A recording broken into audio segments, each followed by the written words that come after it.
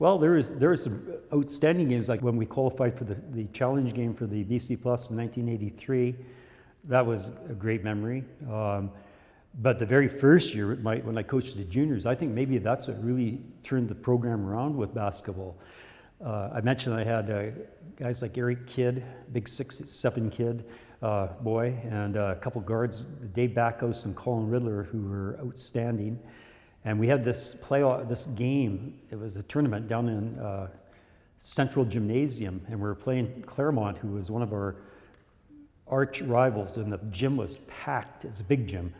And I'd say 99% of the fans that were there were cheering for Claremont. I mean, we were definitely not on the favorites, but it was a great game. It was an outstanding game. It came down, we were trailing by, we were winning by 2 points, 1 point. We're winning by 1 point, and Charlie Cunningham for Claremont comes down, outstanding guard, hits a pull-up jump shot from the top of the key with less than 3 seconds left. I turn around and start banging my head against the wall because the game's over. They've got a 1 point lead. The crowd's going nuts. And then all of a sudden, as I'm banging my head against the wall, I hear the gym becomes silent. What's going on? I turn around, I have a quick look, and I can see the ball soaring through the air down towards the other end, hits the backboard and through the hoop. What happened, as soon as they scored the basket, Dave Backhouse, because he's a very smart scrum half, got the ball, flipped it into Colin Riddler, who just turned and hucked the ball the full length of the court, and the rest is history. The only problem with that is that it really got a lot of interest in the basketball, but it also created a little problem when you're trying to teach kids to shoot, because they wanted to all try the three-pointer from the other end of the gym, right? Like, hey guys, you're wasting your time. There's only one guy that can do that. Because that was a challenge to them, right? To see if they could do it. And yeah, that was a great game. But there is all kinds of great games. I'll just mention a couple more. Sure. 1990, my last year coaching, I had mentioned that one with David Scalbrough hitting the miraculous three-point shot through being checked by two 6'8" guys.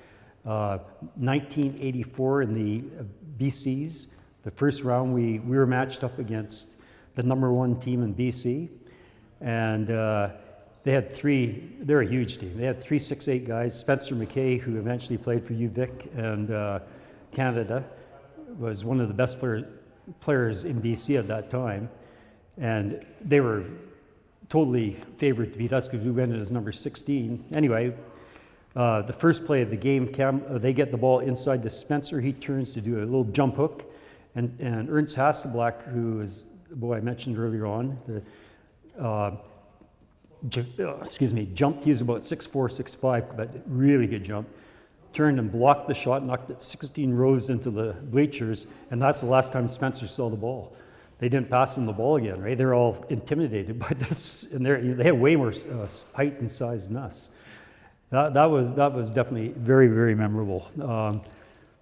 Other games like in the 90s, I'll just mention a couple. Well, our BC championship game. What's to me is memorable about that, besides winning, was we were playing Pitt Meadows, and at halftime, it was a tight game. The score was 37-34, and Ted Anderson was helping Ian along with myself as assistant coach. And Ted Anderson, I used to coach him up in Pearl Alberni, and anyway, Hides is going bonkers, right?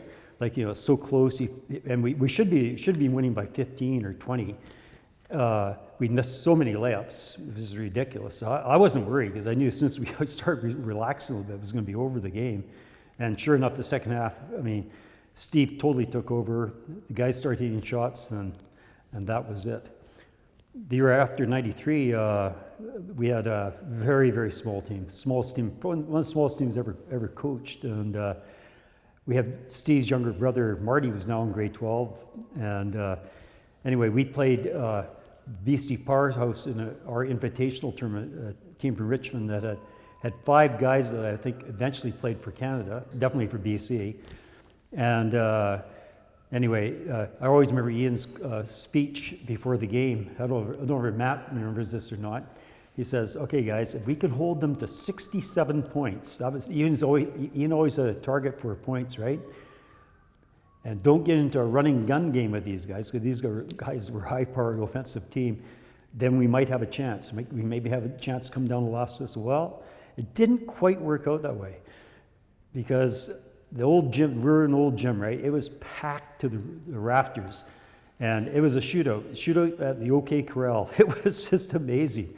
Like Marty, I don't know how many three-pointers Marty hit that game. He must have had 8 3-pointers. Damian Grant, Nick Grant's younger brother, Damian must hit 5. And anyway, the final score wasn't quite in the 60s. The score was like 90, I think 94 to 89, and we won.